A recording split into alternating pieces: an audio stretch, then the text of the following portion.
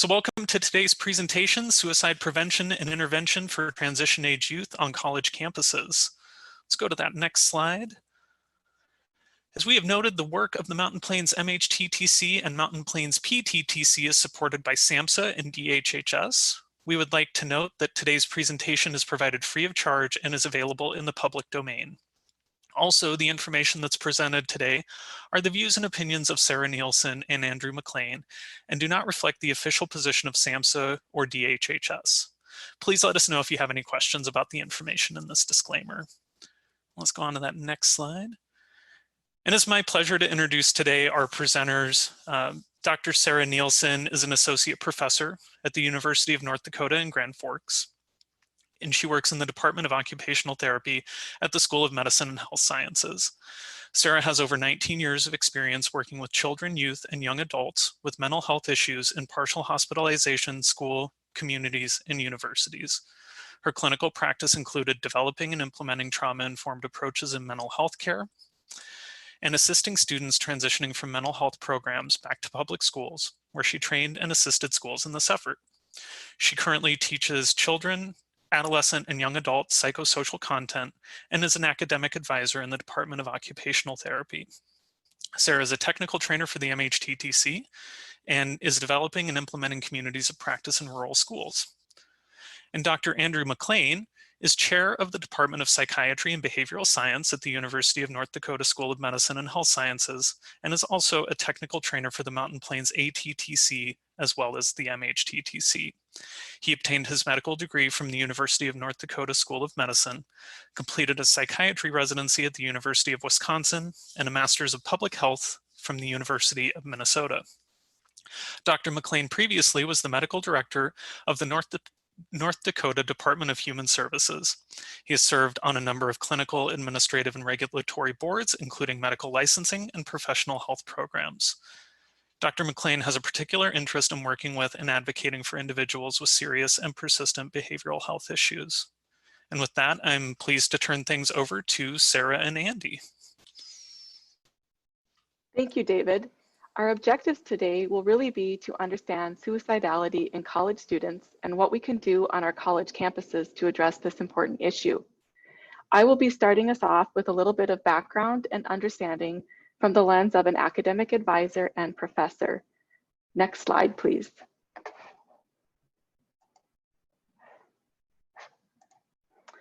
I'd like to start by talking a little bit about the experience of college students. We know that college itself is a transition and a time where young adults are going through a variety of challenges.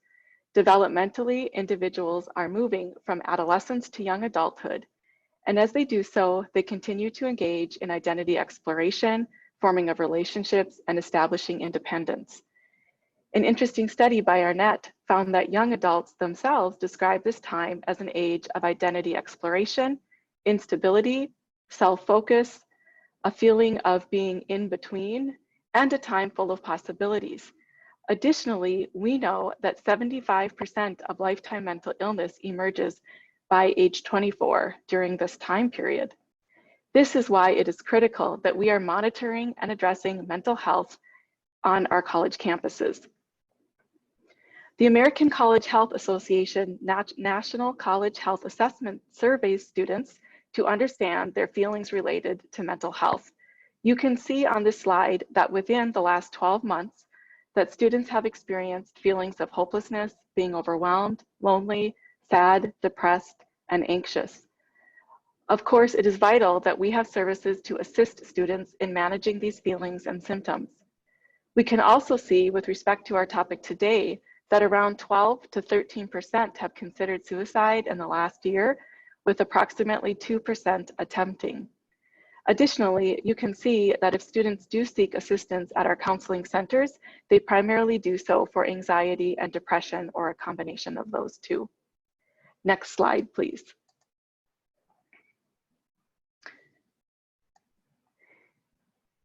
As an academic advisor, I think about student mental health as it relates to their academic performance. With this in mind, I would like to share a scenario an academic advisor might experience. John is a 21-year-old male in his third year of an academic program. You have advised John for 2 years, and he has demonstrated up and down academic performance. He disclosed about a year ago that he was in counseling for substance use. Today, he requested an appointment because he is unsure if he wants to continue in the program. He is not failing courses, but he is falling behind. He reports he worries most of the time, and this leads to difficulties with concentration. He reports he is drinking. His significant other, Mark, is supportive. He does not want to share his mental health concerns with his parents, and during the conversation, he expresses hopelessness about his situation. John is indeed experiencing a challenge. Let's keep John's case in mind as we move through our content today. Let's talk about a few terms to understand suicidality. Suicide is defined as death caused by self-directed, injurious behavior with intent to die as a result of the behavior. When we talk about people dying by suicide, it is important to know that this can be a result of a very impulsive or a temporary cognitive change in how the person views the world. A suicide attempt is a non-fatal, self-directed, potentially injurious behavior with intent to die as a result of the behavior. A suicide attempt might not result in injury.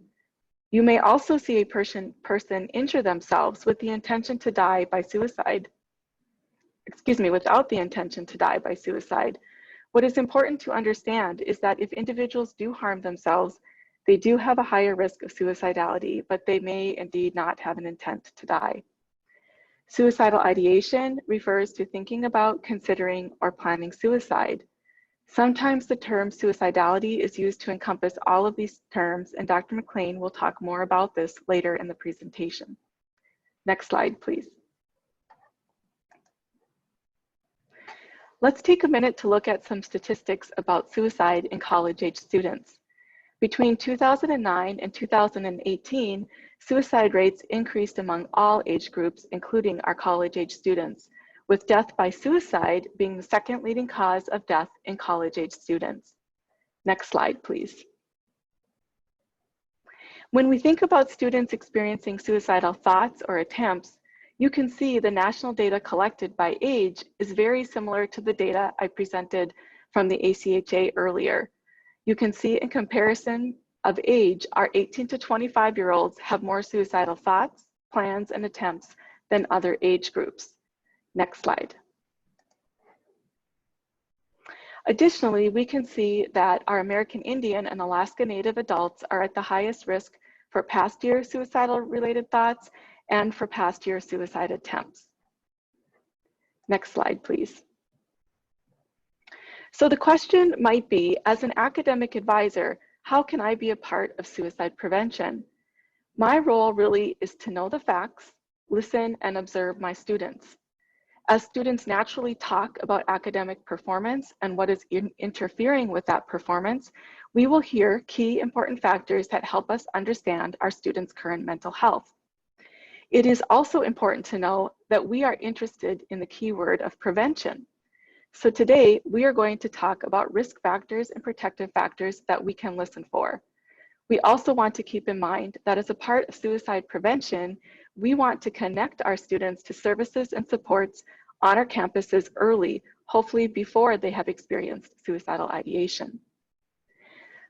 Risk factors are characteristics associated with suicide. If an individual has more risk factors, they have a greater probability of suicidal behavior. It is important that we understand that there is no single agreed upon list, and I'm going to be presenting just a few examples here today. The first one I want to talk about is behavioral health issues or disorders. Key in college-age students is that we know mental health issues often first appear between the ages of 18 and 24. So colleges are uniquely situated to help these young people, and as advisors and instructors, we can connect our students to these resources. Sometimes we won't hear these risk factors in conversation, but we might see these. For example, if I notice a student has decrease in attendance, disheveled appearance, failing or changed academic performance, I might reach out to them. Second, I think about individual characteristics. I watch and listen for feelings of hopelessness, loneliness, social isolation, lack of belonging, risky behavior. If a student demonstrates low frustration tolerance, difficulty problem solving, or feeling like they are a burden to others. Next, I think about adverse and stressful life circumstances. In particular, I might listen for relationship difficulties. Did the student have a recent breakup? Have they experienced dating violence? I, of course, am listening for school failure. That's most likely why I'm seeing the individual, because they are having a decline in their academic performance. Sometimes we still hear students complain about financial difficulties, physical or sexual abuse, chronic physical illness or disability, or insomnia. Next, we think about family characteristics. And we know increased risk factor is family, suicide, history, or mental health problems. As academic advisors, we may not hear about this, but certainly our counseling centers will be asking questions about that. What we may hear about are things like lack of family support or fear of disappointing a family. And these are typically the concerns that I would hear about. Next, we look at school and community factors. Does the student have a limited access to physical, mental health, or substance abuse service and care? Do they experience stigma associated with seeking care?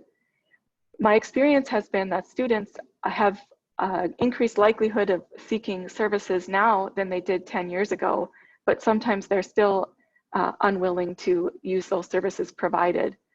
We're also listening for stigma and discrimination a student might experience secondary to sexual orientation, gender identity, race and ethnicity, and disability. So all of these factors play a role from the advising standpoint. If I am meeting with a student, for example, who is failing academically or having professional behavior issues and may be at risk for termination from a program, I need to understand these risk factors and ask appropriate questions.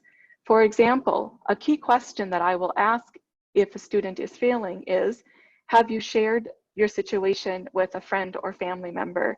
If a student indicates that they have not shared or they're uncomfortable sharing, that's a good cue for me to think about talking with them about going to the counseling center to visit further with a mental health professional. Next slide, please. Next, we think about protective factors. These are characteristics that reduce the likelihood of suicide, and they can buffer the effects of risk factors. The capacity to cope positively in the face of challenge and adversity is something that we call resilience. And what we can do as campus staff is enhance protective factors that are essential element of resiliency and suicide prevention. Strengthening protective factors include things such as decreasing other risks like violence, substance abuse, and academic failure.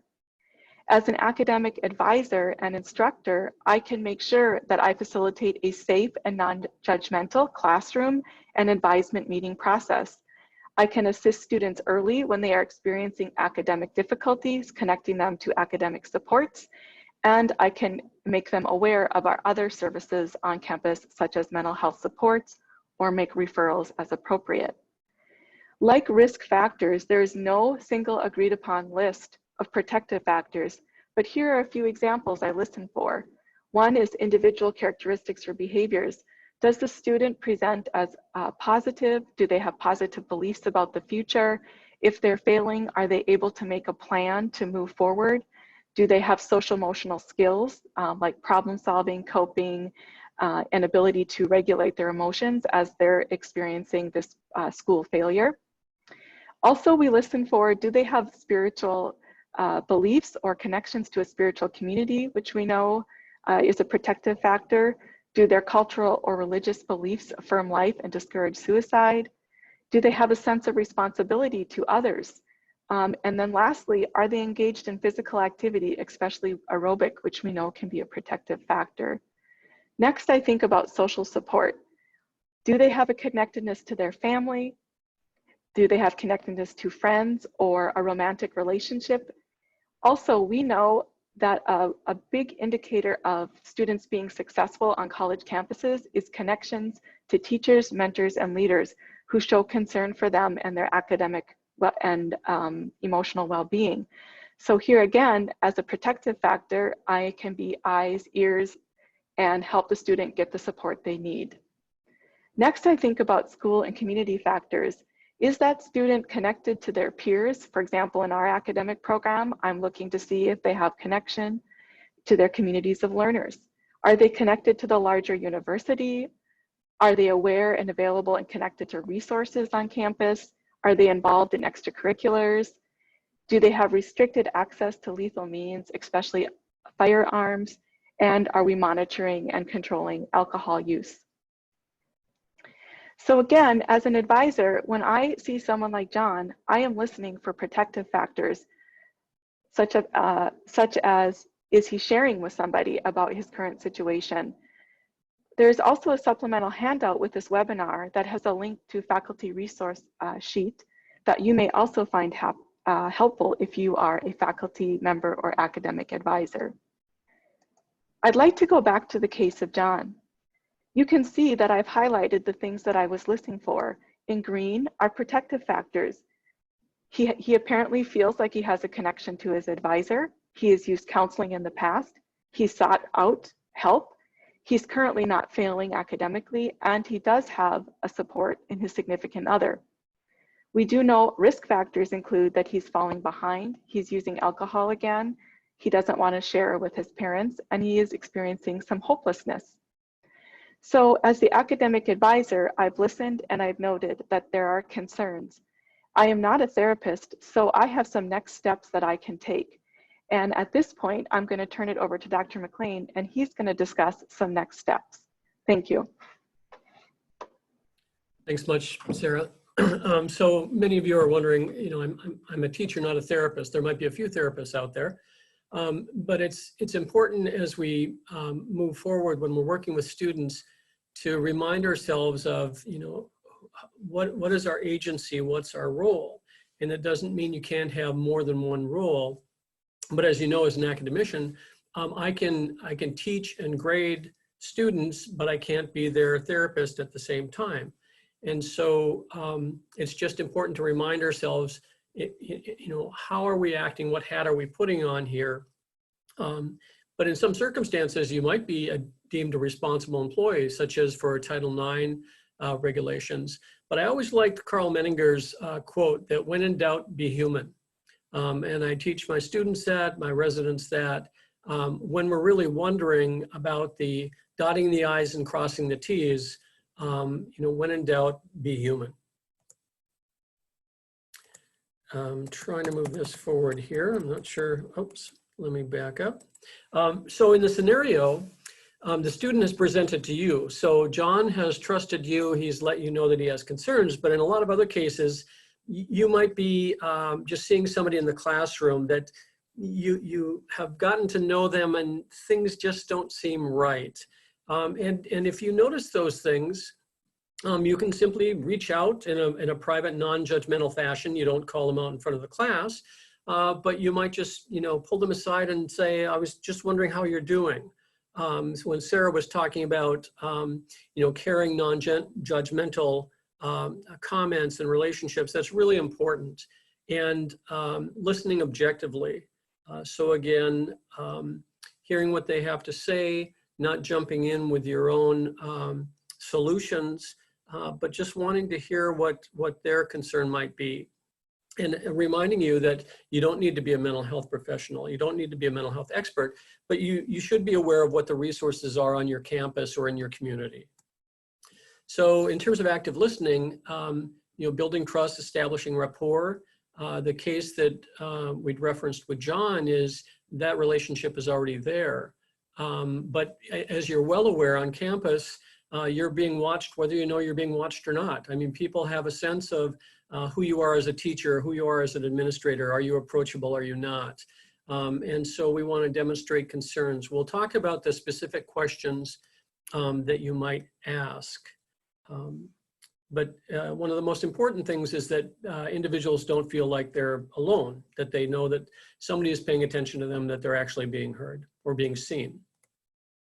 So John mentioned that he's had past counseling for substance use. He's drinking now, he's falling behind in school, and he's feeling hopeless. The other thing he mentioned is he's having difficulty concentrating. And so there are a number of things that are not only symptoms, but things that are getting in the way of his being successful. And so those are all concerns in terms of his reaching his goals. He wants to be doing well in school, but those are the sorts of things in terms of risk factors that Sarah had also talked about. So what might you do next? And so besides run away, it's always anxiety provoking for us all when we're met with a concern that we don't really know how to address, which is the reason why all of you are signed up for this webinar. And many of you may already have experience in dealing with situations like this. But as we talked about, acting human, being human, showing concern, but then figuring out, is this kind of just a worry? Is this maybe something urgent? Is this perhaps something emergent? And what's my role in this? So there are a few emergencies in mental health, but one of them is high suicide risk. And so even if you're not a therapist, there's something called the Lighthouse Project from Columbia University, and we'll be referencing that. And they've put out a lot of information for non-clinicians on how to talk to individuals about suicide. And these are people, these are professionals who may be out in firefighters, they may be first responders, they may be teachers. And the website that we'll show you actually has references for all of those different professions in terms of how you might use these tools to ask.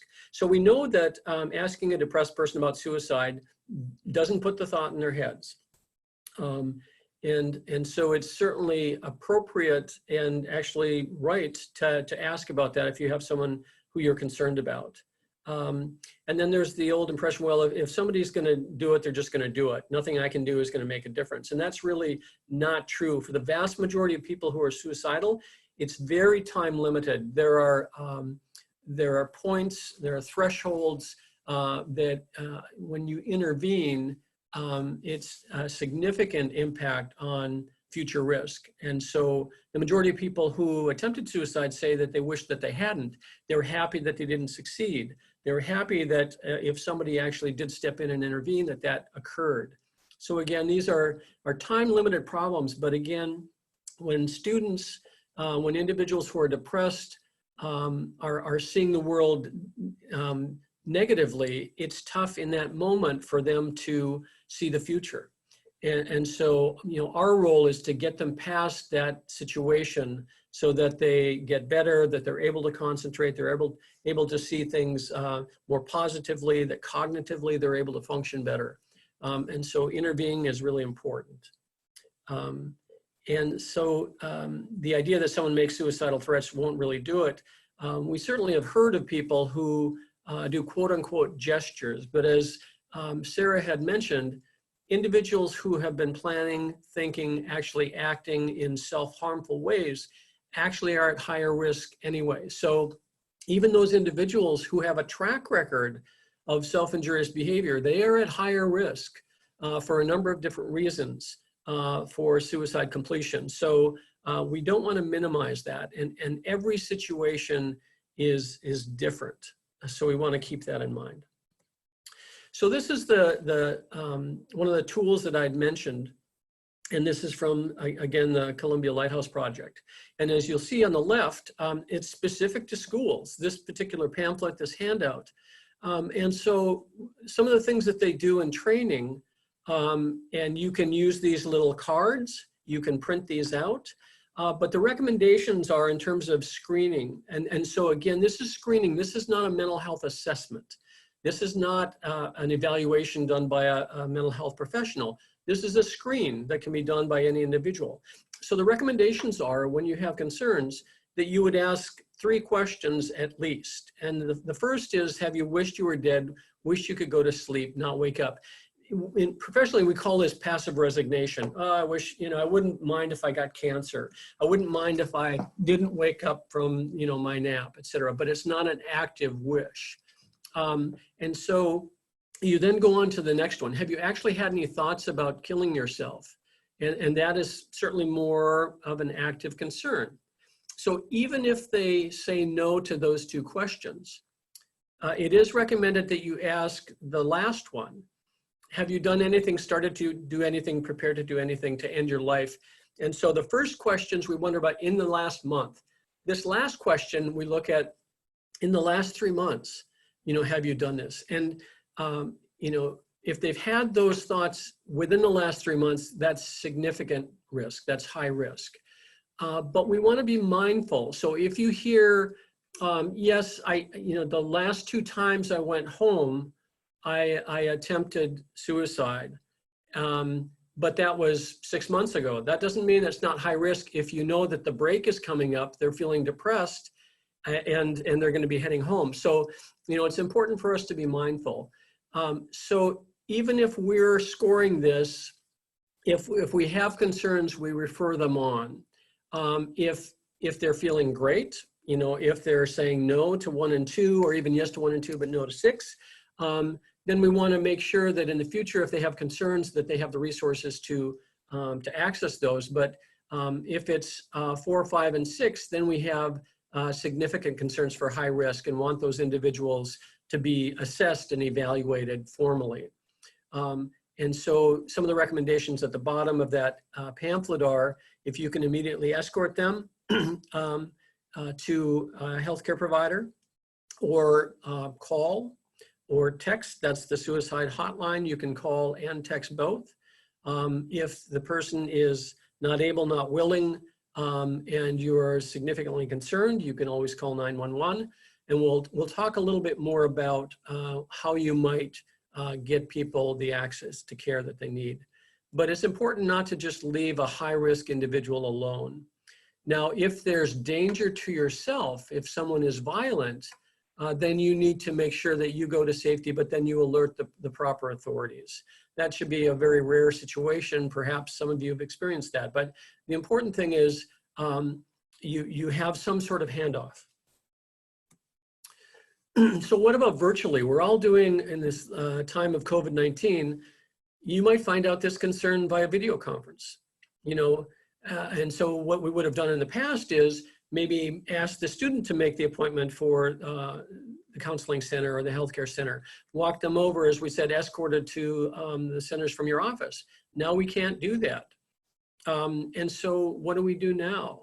Well, again, we try to figure out through the screening, how much of a risk is this? Are they able to, understand our concerns, what they need to do? Do they have the information that they need to access care? Can we follow through and find out that that actually occurred? Do they have someone else in the home that they are willing to have you talk to about the concern with the individual that you're seeing? Or they may be doing it by app. Are they near a friend who you could talk to as well? So that's, one of the ways in which we might deal with more concerns at a higher level of risk. And in terms of urgent care, so student counseling centers are usually able to visit with students or clients face-to-face. So the student counseling centers typically have on-call numbers, hotline type numbers, people on call after hours, and they can sometimes see people face-to-face. However, if the individual is high risk and it's emergent, they may be able to help coordinate, but it's unlikely that they may be able to take care of the situation at hand if the individual needs a higher level of care.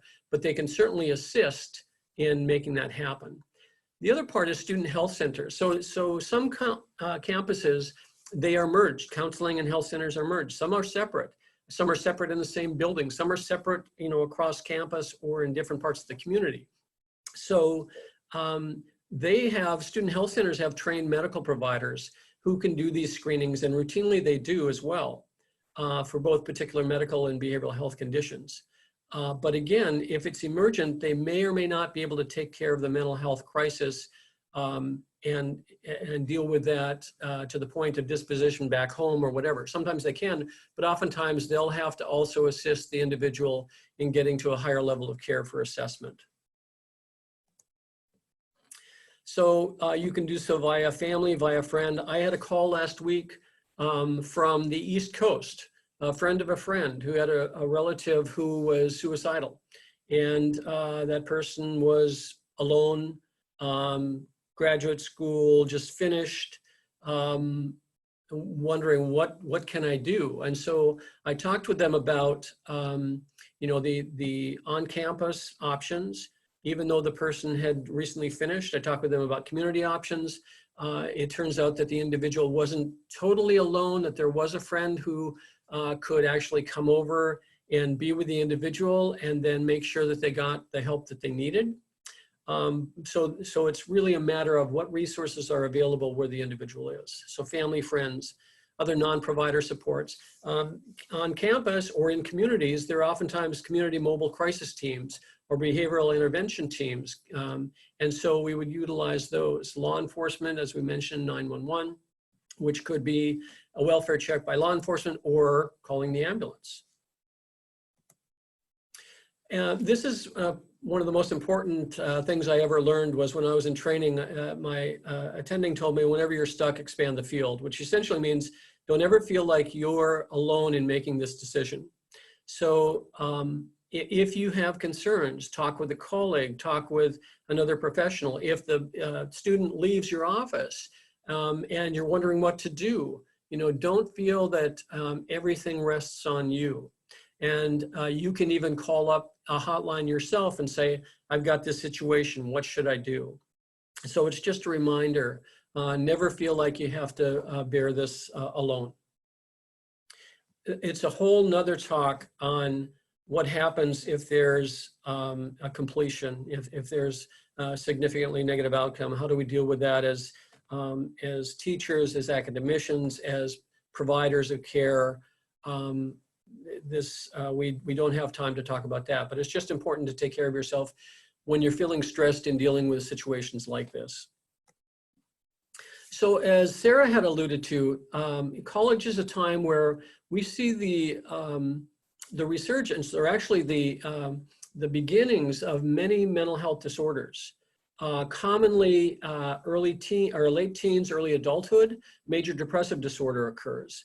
Bipolar affective disorder occurs, and oftentimes it starts out with depressive symptoms. We don't know that somebody actually has both the highs and the lows. And bipolar 1 is the classic stories you hear about overt mania, where people are, you know, not needing to sleep for days on end, out doing really quote unquote crazy sorts of things. And it's very apparent that they are disturbed. Bipolar 2, it can sometimes be more subtle, where people certainly get depressed, but they don't get as high as someone with bipolar 1 disorder. They may have problems sleeping, may have problems concentrating. It can sometimes look like anxiety. It's not mutually exclusive from that. But interestingly, there's a higher incidence of bipolar 2 among women, and there's a higher incidence of suicide in bipolar 2 individuals. And so getting people help and a proper assessment is important. Other disorders we see during college, certainly eating disorders, binge eating, bulimia nervosa, anorexia nervosa. Anxiety disorders, as Sarah had mentioned in her slide, are really common, whether we're talking about panic disorder, whether we're talking about social phobia, other sorts of anxiety disorders. Attention deficit hyperactivity disorder is certainly a problem. Obsessive compulsive disorder is a concern that occurs in young adulthood. Post-traumatic stress disorder. Sarah had mentioned that individuals who have had trauma may be more at risk. We know all about the risks in terms of adverse childhood experiences and substance use and mental health issues.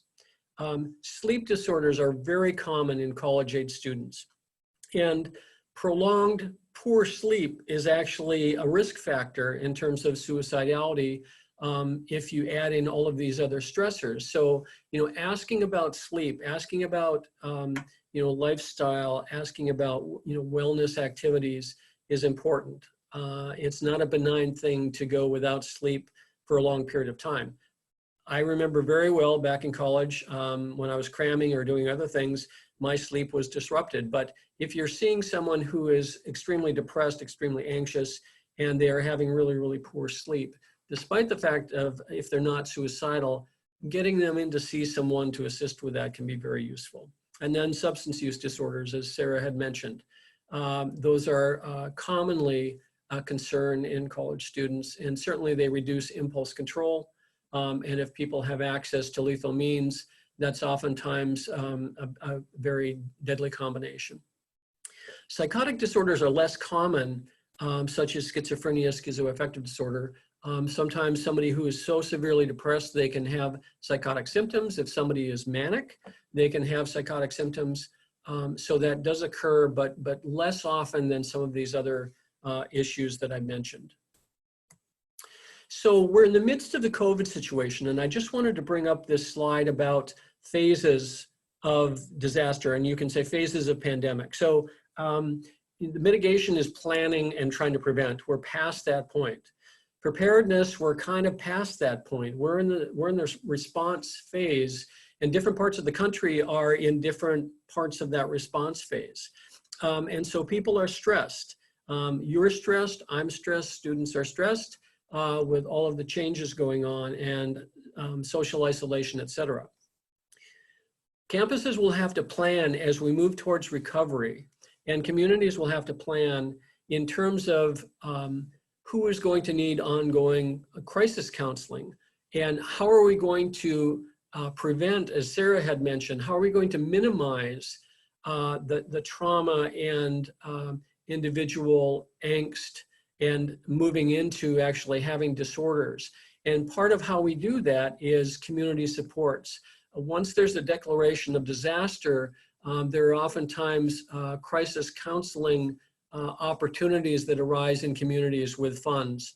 And so identifying people who might be at higher risk and not necessarily doing therapy per se, but adding in supports to reduce the likelihood of them going on to have mental disorders. So we're going to be active not only now in the response phase, but as we look at the impact on the economy, the impact on budgets, as you're all concerned about, the impact on return to school, successes upon return to school, the changes in delivery of education, we'll have to be looking at planning for supporting students from a mental health standpoint as well. Most people in post-disaster, they don't develop mental illness or substance use disorders. In the first few weeks, they might manifest symptoms of that, but many people struggle like everyone else does and don't go on to develop other disorders. However, with the sorts of things that Sarah had mentioned, if you add on substance use, if you add on the economic difficulties, if you add on the academic difficulties, those sorts of things can certainly add up to the point where people are struggling to be able to cope and may develop mental illness or substance use disorders. The other interesting point, though, is that people can come through this, and I think Sarah had mentioned there can be some some silver linings to this. There's something called post-traumatic growth, which I'm sure all of you have heard of, and that's where people come through a difficult time with a new way of looking at the world, a new way of dealing with stresses, a change in their lifestyle and well-being. And so even people who have had previous trauma, if they've been able to deal with that well, they actually may function quite well or even better than someone who might not have gone through that. So it's not always a certain thing that somebody who's had trauma is going to have more trouble, the next week or the week after that. They may have learned such good coping skills that they're ahead of the game. So we don't want to pathologize an abnormal response or a normal response to an abnormal situation. But at the same time, as we talked about with students who are more at risk for developing mental disorders and substance use disorders, we want to make sure that people do get identified and get the professional help that they need. This is just one of those examples. It's a busy slide. I don't want you to memorize it. You'll have access to the slides. But in the recovery phase post-disaster, these are the sorts of things for communities that are brought forth. So psychological first aid for a general population and people who are more at risk. A little bit higher level of access to care is the crisis counseling. And again, it's community-based, outreach-based. It's not therapy, but it's a little more robust. And then there's something called critical incident stress debriefing. And this is only intended for specific groups. And I say it's controversial because sometimes it's been misapplied to the general population, but this is really much more for first responders, military, groups that are already tight and cohesive. So you may hear about those sorts of things. I always like this slide. This was from a colleague in Australia, or excuse me, in New Zealand. He was the public health director of Christchurch, where they had earthquakes. And he had this slide on a holistic framework for recovery. So as we move forward with this pandemic, we're talking not only about our academic community, our students, we're talking about the communities in general. And so it's important to keep that in mind when we talk about resilience and moving forward. So what about non-urgent or emergent resources in the time of COVID? So we can still do therapies. And so if we're talking more about individuals with significant problems, we're talking about formal therapy, and that can include one-to-one, virtually that can include group. But then, as you're well aware, there are lots of other virtual support groups out there right now, including peer supports. And there are plenty of apps out there, and I would say let the buyer beware, but there are a number of good resources for apps for the general public in dealing with stress. And then there's obviously the normal supports, family, friends, others, the routines that Sarah had mentioned in terms of if you're an individual who is a person of faith, or is there a way to continue with your daily routines, your weekly routines to make things as normal as possible? What things do you have control over that you can really lean upon versus the just nebulous generalized worry? And that's one of the most difficult things right now is the uncertainty. And so latching onto things that you're sure of, and part of that certainty is what your working program has been in terms of staying well. That includes healthy habits. So resources, as businesses, including those involved in education and health, are reducing their workforces right now. Hopefully that's temporary. How are we going to manage as we move back? We've got now the 21st Century Cares dollars that are coming into states. Those will be forwarded to campuses as well. And so hopefully those resources will be available in terms of dealing with the stresses around COVID. And so that's actually what I wanted to just touch on, finish up. And then David, can I stop share and send this over to you? Yeah, that's fine, Andy. So we can answer questions. That sounds great. Well, thank you both so much. That was a really wonderful overview.